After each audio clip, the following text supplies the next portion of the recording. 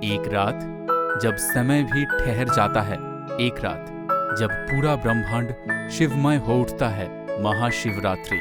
वह पवित्र रात जब भगवान शिव और देवी पार्वती का शुभ विवाह संपन्न हुआ था।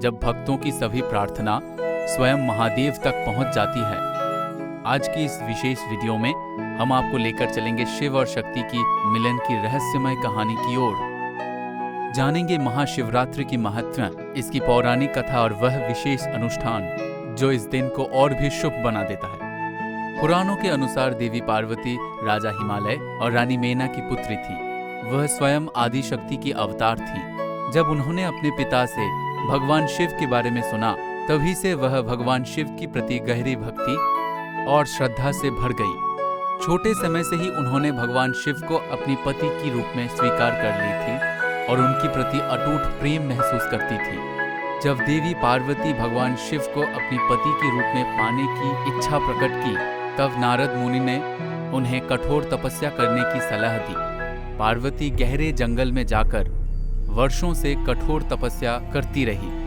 उन्होंने केवल पत्ते और हवा खाकर जीवन यापन किया। उनकी तपस्या इतनी कठोर थी कि देवता भी विस्मित हो उठे।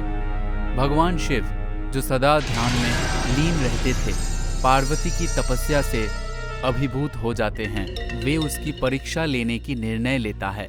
शिव एक वृद्ध ब्राह्मण का रूप धारण कर पार्वती के सामने आते हैं और पूछते हैं कि वे इतने कठोर तपस्या क्यों कर रही हैं। जब पार्वती बताती हैं कि वो शिव को अपनी पति के रूप में पाना चाहती हैं, तब वह ब्राह्मण शिव की निंदा करने लगता है। वह कहते हैं कि शिव एक अघोरी हैं जो स्मशान में निवास करते हैं। उसकी शरीर पर चिता के भस्म लगी रहती है। लेकिन पार्वती अटल रही। उन्होंने कहा कि शिव ही उनके एकमात्र आराध्य हैं और वे केवल उन्हीं से विवाह करेंगी। उनकी अटूट निष्ठा और भक्ति को देखकर शिव अपने वास्तविक रूप में प्रकट होकर उन्हें आशीर्वाद दिया कि वे उनसे विवाह करेंगे। भगवान शिव ने सप्त ऋषियों को राजा हिमालय के पास अपने विवाह का प्रस्ताव भेजने के लिए भेजा।